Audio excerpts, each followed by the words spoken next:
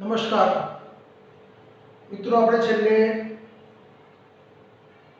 Electron અનુરાગી વિસ્થાપન પ્રક્રિયાની ચર્ચા કરી હતી. એની અંદરથી કેટલાક પરિવર્તનોની પણ આપણે ચર્ચા કરી હતી. આજે કેટલાક વધારાના પરિવર્તનો વિશે આપણે ચર્ચા કરીશું. એ પરિવર્તનોની અંદર કેટલીક બેઝિક માહિતી આપેલી છે. એ માહિતી ખાસ આપણે યાદ રાખીશું, જેનો આપણે આગળ 12માની અંદર હાલમાં આપણે ઉપયોગ કરીશું. એટલા માટે આપણે તેની અંદર સૌથી વાત કરીએ છીએ કે કેટલીક બેઝિક માહિતી આપણને ખબર હોવી જોઈએ. તો હું આજે તમને ટોલ્યુઇનના જુદા જુદા પ્રકારના પરિવર્તનો હું તમને શીખવાડું છું, અને એમાંથી જુદી જુદી પ્રકારની નિપજો મેળવવાના છીએ. એના વિશે આપણે ચર્ચા કરીએ છીએ. તો આપણે જે પ્રક્રિયાઓ લઈએ છીએ ટોલ્યુઇનની,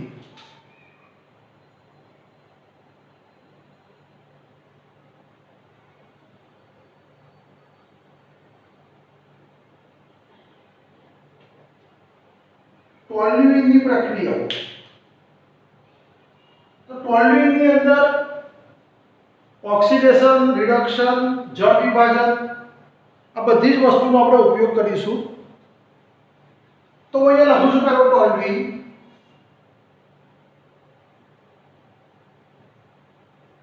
ટોલ્યુઇન એટલે બેન્ઝીન ઉપર CH3.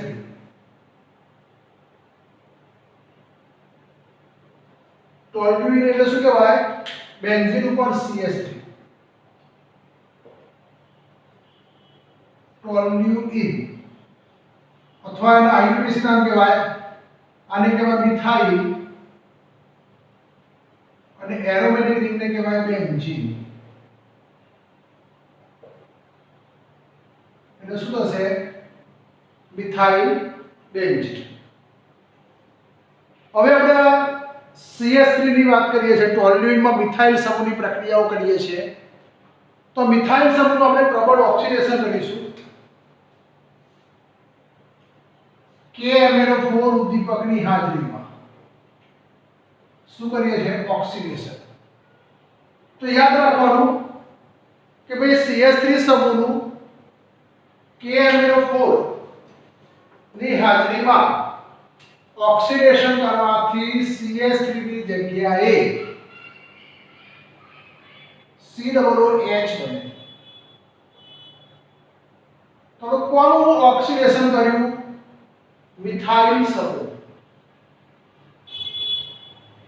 KMnO4 એ પ્રબળ ઓક્સિડેશન કરતા પદાર્થ છે. કેવો પદાર્થ છે?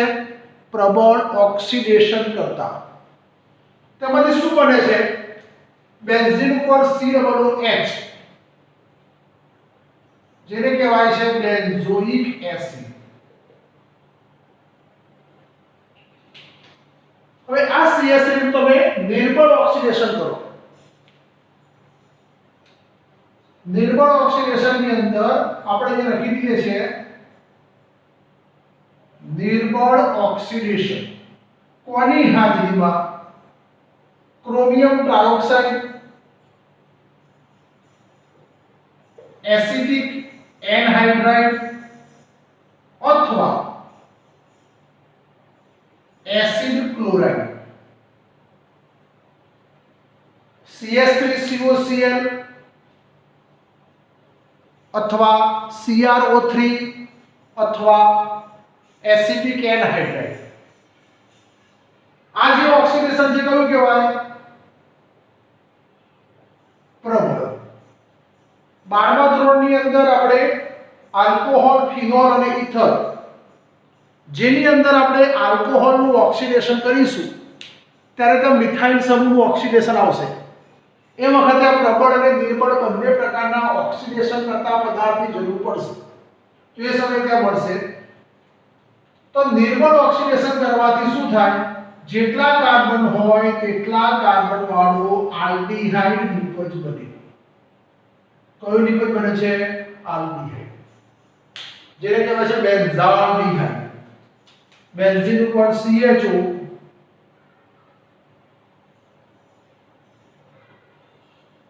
બેન્ઝાલ્ડીહાઇડ. હવે બેન્ઝાલ્ડીહાઇડ એનું IUPAC નામ અને પ્રચલિત નામ બંને તરીકે ઓળખાય છે. આમ તો IUPAC નામ તરીકે શબ્દ વપરાય છે benzene કાર્બાલ્ડીહાઇડ. Benzene કાર્બાલ્ડીહાઇડ.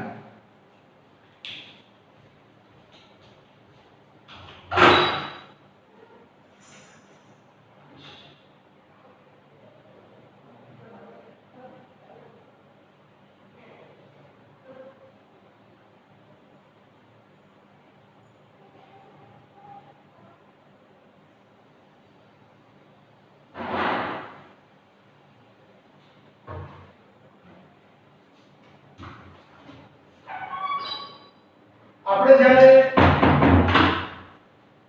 Chapter number 12 aldehyde, ketone અને એસિડ ની અંદર આ પ્રકારના નામ આવશે. ત્યાર પછી આપણે ટોલ્યુઇનનું સૂર્યપ્રકાશની હાજરીમાં ક્લોરિનેશન કરીએ છીએ.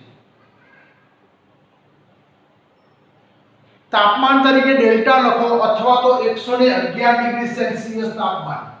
111 એટલે 384 કેલ્વિન તાપમાન. આપણે ટોલ્યુઇનમાં કોની સાથેની પ્રક્રિયા છે? તો મિથાઇલ સમૂહ સાથેની.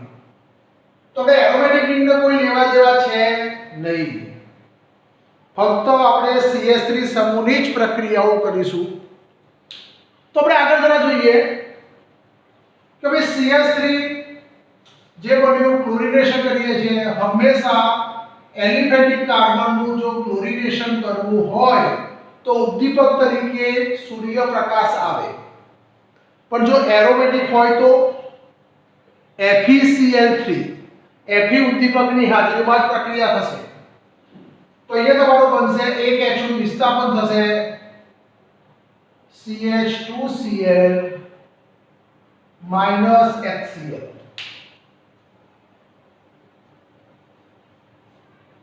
તમારો પદાર્થ બનશે બેન્ઝીન ઉપર CH2 સમૂહ હોય તેને કહેવાય બેન્ઝાઇલ. બેન્ઝાઇલ Cl છે માટે શું કહેવાય? ક્લોરાઇડ. જ્યાં સુધી H હશે ત્યાં સુધી તમે એનું ક્લોરિનેશન કરી શકશો. તો કાર્બન ઉપર કેટલા H છે? બે તો બે વખત આપણે ક્લોરિનેશન કરીએ. ફરીથી એની જ પ્રક્રિયા Cl2 સૂર્યપ્રકાશ 384 કેલ્વિન HCl. તો શું બનશે?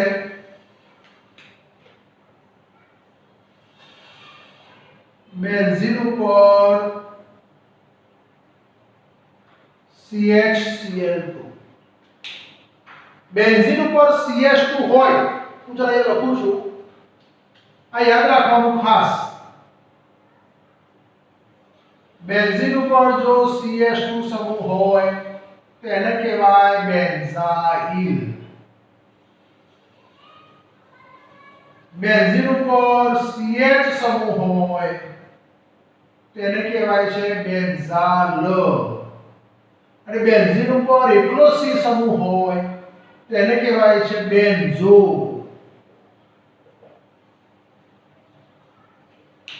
આ ત્રણ શબ્દો ખાસ યાદ રાખવાના. બેન્ઝીન ઉપર CH2 હોય તો શું કહેવાય? બેન્ઝાઇલ. આપણે લખી બેન્ઝાઇલ ક્લોરાઇડ. હવે બેન્ઝીન ઉપર CH છે તો શું કહેવાય? બેન્ઝાલ. બેન્ઝાલ ડાઇક્લોરાઇડ. ફરીથી આજે આપણે એકવાર ક્લોરિનેશન કરીએ. Cl2 સૂર્યપ્રકાશ 384 કેલ્વિન અને HCl. શું બનશે?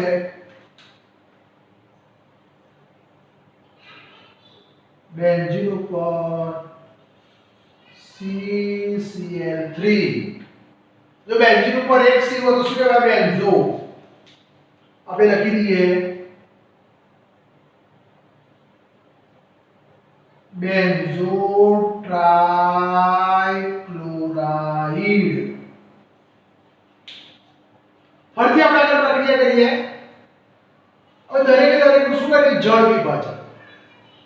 જળ વિભાજન પાણીની હાજરીમાં કેલ્શિયમ હાઇડ્રોક્સાઇડ અથવા સોડિયમ હાઇડ્રોક્સાઇડ બધાની હાજરીમાં થઈ શકે આપણે જે કરીએ NaOH તો શું થાય આનો Na આનો Cl શું દૂર થાય NaCl બેન્ઝીન ઉપર શું બને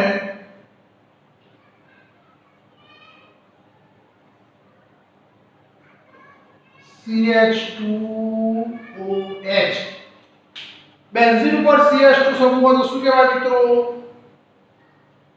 બેન્ઝાઇલ તો આપણે લખી દઈએ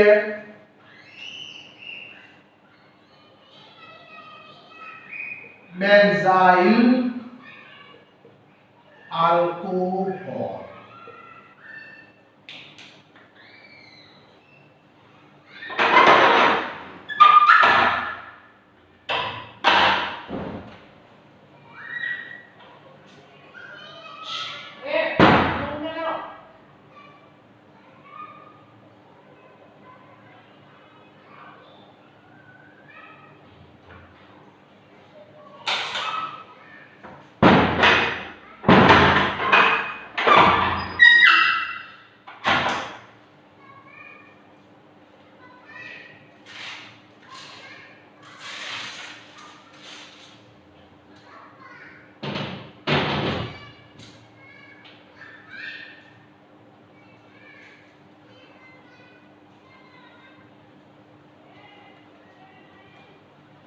ફરીથી આપણે એનું કોનું જળ વિભાજન કરીએ બે Cl વાળા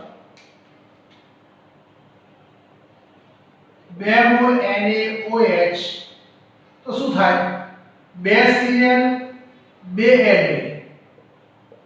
2 NaCl હવે જે બે ઓક્સિજન રહ્યા બે હાઇડ્રોજન રહ્યા એક ઓક્સિજન Cl સાથે દાખલ થશે બીજો ઓક્સિજન પાણીના અણુ મારફતે દૂર થશે આપણે સૂત્ર બનાવીએ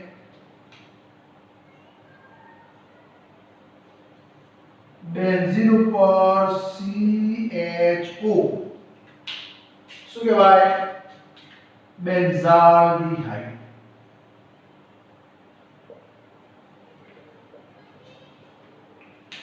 ફરીથી આપણે પ્રક્રિયા કરીએ કેટલા મોલ NaCl થાય તો 2 મોલ લઈએ NaOH સોરી 3 મોલ જેટલા Cl હોય એટલા NaOH લેવાના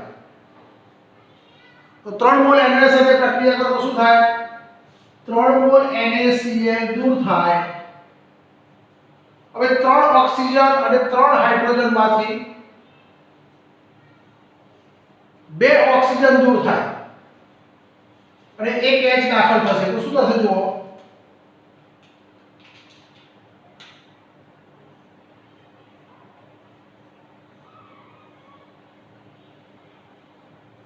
COOH તો આપણે એ જોઈ લઈએ કાર્બન કાર્બન કેટલા ઓક્સિજન દાખલ થયા 2 અહીંયા કેટલા હતા 3 2 દાખલ થયા એક ઓક્સિજન 3 માંથી એક H દાખલ થયો 2 હાઇડ્રોજન તો શું દૂર થાય -H2O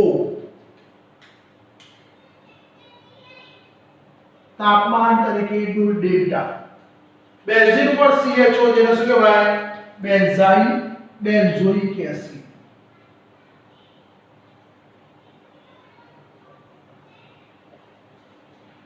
થઈ ગયું હવે આપણે આની અંદર આલ્કોહોલની વાત કરીએ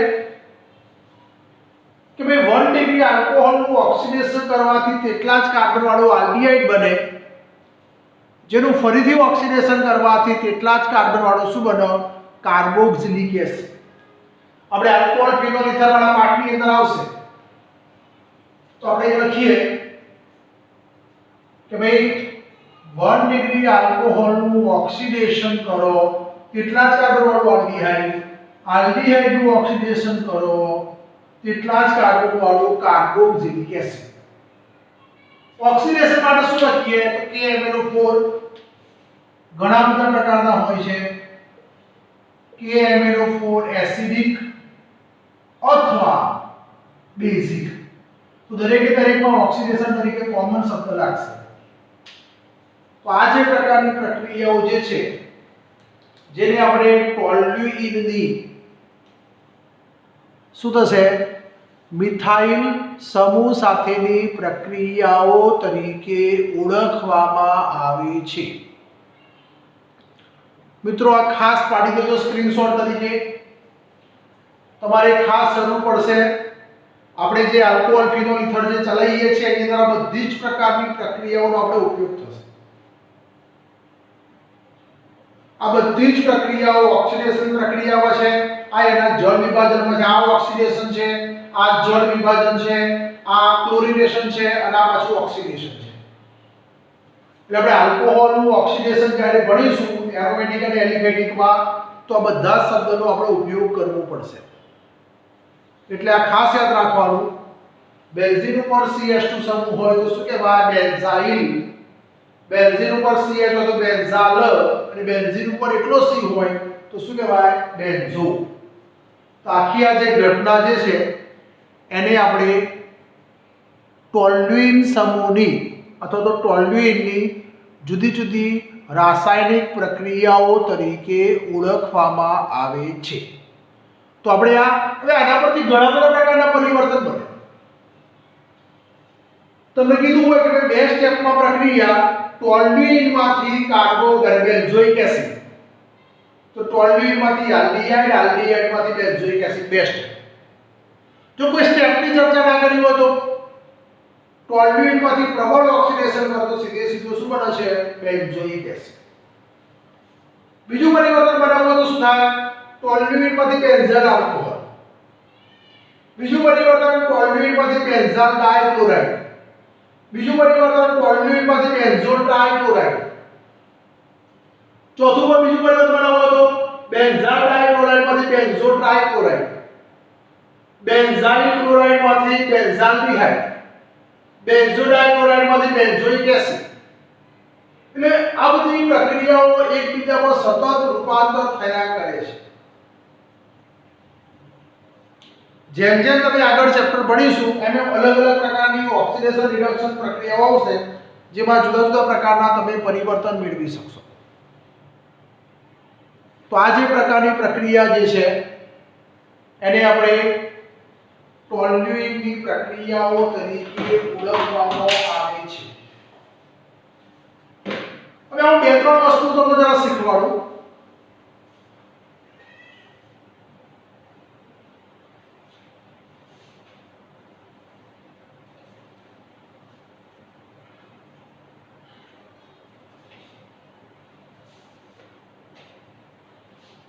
ધારો કે આપણે COOH ની વાત કરીએ તો કાર્બોક્સિલિક એસિડનું ડીકાર્બોક્સિલેશન કરવાથી એક ઓછા કાર્બન વાળો હાઇડ્રોકાર્બન બને.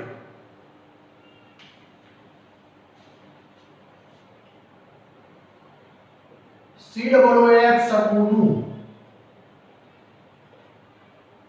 કોની હાજરીમાં સોડા સૂત્ર શું થાય NaOH કેલ્શિયમ ઓક્સાઇડની હાજરીમાં ડીકાર્બોક્સિલેશન કરવાથી એક ઓછા કાર્બન વાળો હાઇડ્રોકાર્બન બને.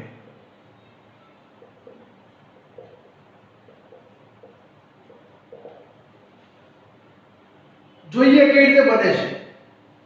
આપણે એલિફેટિક પણ લઈ શકાય અને એરોમેટિક પણ લઈ શકાય. દાખલા તરીકે આપણે લઈએ એસિડિક એસિડ.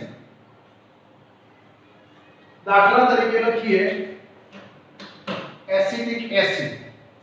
એસિડિક એસિડ નું સૂત્ર શું થાય? CH3COOH. આને કહેવાય આપણે એસિટિક એસિડ અથવા એનું બીજું નામ કહેવાય ઇથેનોઇક એસિડ. ઇથેન બે કાર્બન હોય તેને આલ્કેન કહેવાય, આલ્કેનમાં ઇથ કહેવાય. C ડબલ H નો પ્રત્યય લાગે ઓઇક એસિડ, ભેગા કરો શું કહેવાય? Ethanoic acid. જેનું શું કરો આપણે સોડા લાઈમ સાથેની પ્રક્રિયા કરો ડીકાર્બોક્સિલેશન.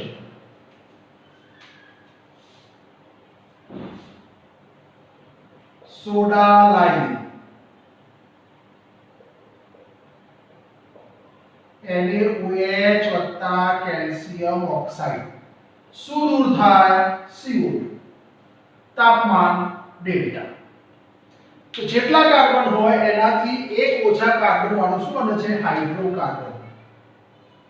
શું બન્યો? CH4 એટલે મિથેન. તો આપણે લખી દઈએ CN-1. અહીંયા n બરાબર કેટલા કાર્બન છે મિત્રો? 2. તો એ 2 લખો તો કેટલા થાય? C2. અહીંયા n બરાબર કેટલા છે? તો 1. તો શું લખી દઈએ? 2 - 1 બરાબર કેટલો થયો? C1.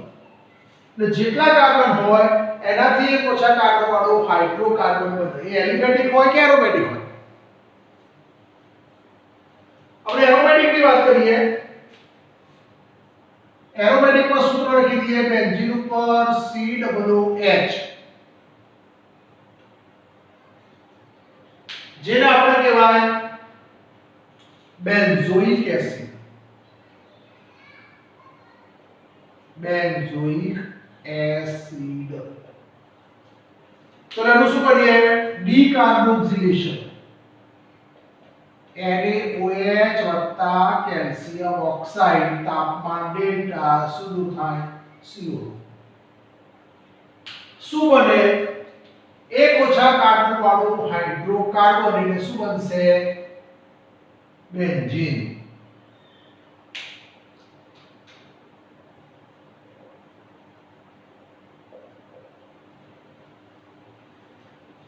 તો આનો સૌથી વધારે આપણો ઉપયોગ કરી શકાય. તમને આમાંથી કીધું અમે બેન્ઝોઇક એસિડમાંથી નાઇટ્રોબેન્ઝીન બનાવો. તો બેન્ઝોઇક એસિડમાંથી બેન્ઝીનનું નાઇટ્રેશન કરો તો શું બને? નાઇટ્રોબેન્ઝીન. એટલે બેન્ઝીનની તમે ઇલેક્ટ્રોન અનુરાગી વિસ્થાપન પ્રક્રિયા કરવાથી જુદા જુદા કાર્બન વાળું સંયોજન મેળવી શકાય. બની શકે? બની શકે. બીજો એક શબ્દ હું તમને સમજાવું છું.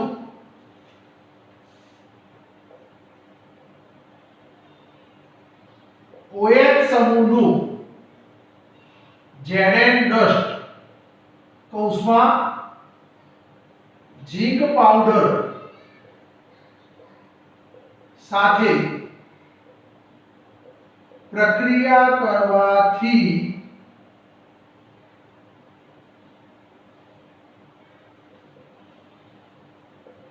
હાઇડ્રોકાર્બન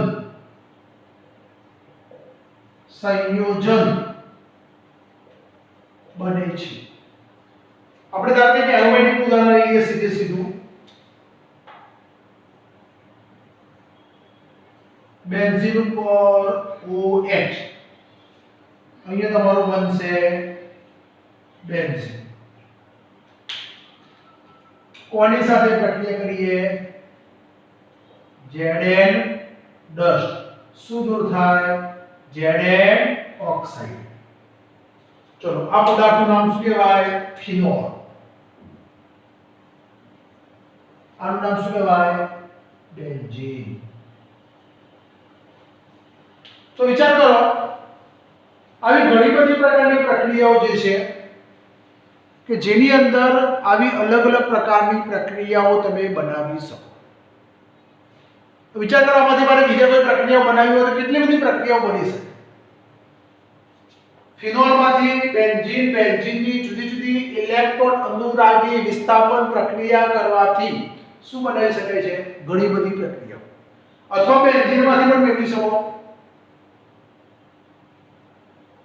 ધારો કે તમને એવું કીધું હોય બેન્ઝીનમાંથી ફિનોલ બનાવો,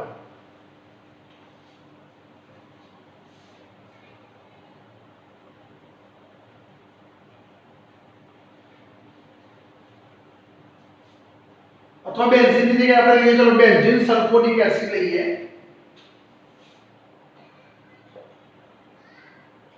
બેન્ઝીન સલ્ફોનિક એસિડમાંથી શું લઈશું આપણે? ફિનોલ ટોલ્યુઈન લઈએ। ચલો ટોલ્યુઈન, તો આપણે બેન્ઝીન સલ્ફોનિક એસિડ લખી દઈએ।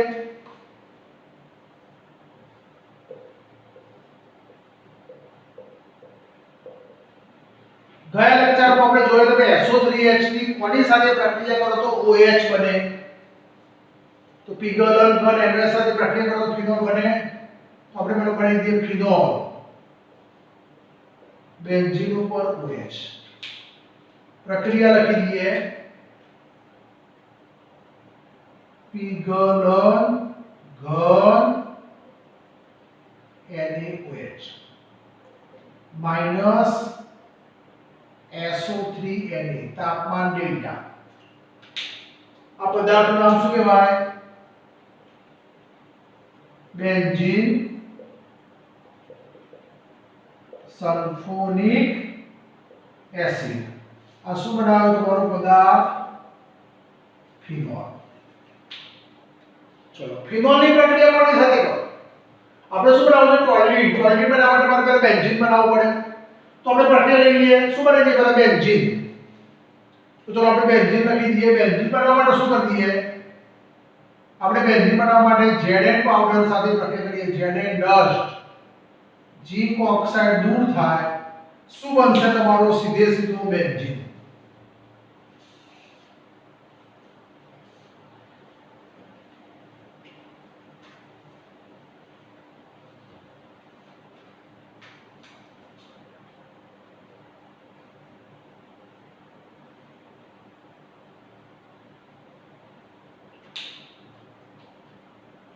ટોલ્યુઈન સોરી કે શું બનશે? બેન્ઝીન। નેક્સ્ટ લેક્ચરમાં આપણે ભણી ગયા હતા કે કઈ પ્રક્રિયા કરવાથી ટોલ્યુઈન બને, તો ફ્રીડલ ક્રાફ્ટ આલ્કાઇલેશન। તો આપણે લઈ લઈએ CH3Cl નિર્જળ, AlCl3 તાપમાન ડેલ્ટા, શું થાય? HCl, શું બનશે? બેન્ઝીન ઉપર CH3,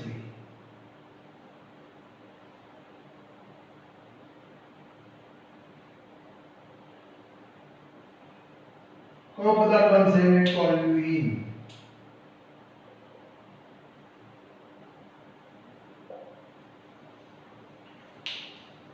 તો વિચાર કરો એક બેકો પ્રક્રિયાનો ઉપયોગ ક્યાં ક્યાં થઈ શકે છે? લેખમાંથી 2, 2માંથી 3, 3માંથી 4 જુદી જુદી પ્રકારની ઘણી બધી પ્રકારની પ્રક્રિયાઓ આ પરિવર્તન દ્વારા, પણ ક્યારે ખબર પડે? તમને જો બનાવટ આવડતી હોય તો પરિવર્તન આવડે, પરિવર્તન આવડતું હોય તો બનાવટ ના આવડે। એટલે બનાવટ આવડવી જરૂરી છે। આવી ઘણી બધી એવી પ્રક્રિયાઓ જે હોય છે કે જેની અંદર તમે ઘણા બધા પ્રકારના સૂત્રો બનાવી શકો છો।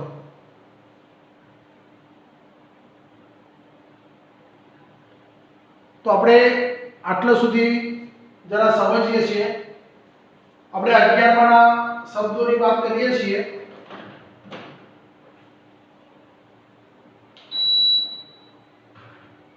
આપણે હવે નેક્સ્ટ પીરિયડની અંદર આલ્કોહોલ, ફિનોલ અને ઇથર પાર્ટની શરૂઆત કરીશું। અત્યાર સુધી આપણે આ બેઝિક નોલેજની વાત કરી હતી। 11માની અંદર IUPAC ના એલિમેટિક હોય, એરોમેટિક હોય, ચક્રીય હોય, બિનચક્રીય હોય, બાયસાયક્લો હોય, સ્પાઇરો હોય, ચક્રીય, બિનચક્રીય ભેગા હોય, બધા ચક્રીય હોય, એવા દરેકે દરેક પ્રકારના આપણે IUPAC નામકરણની ચર્ચા કરી। હવે આપણે નેક્સ્ટ પીરિયડની અંદર આપણે આલ્કોહોલ, ફિનોલ અને ઇથર પાઠની શરૂઆત કરીશું.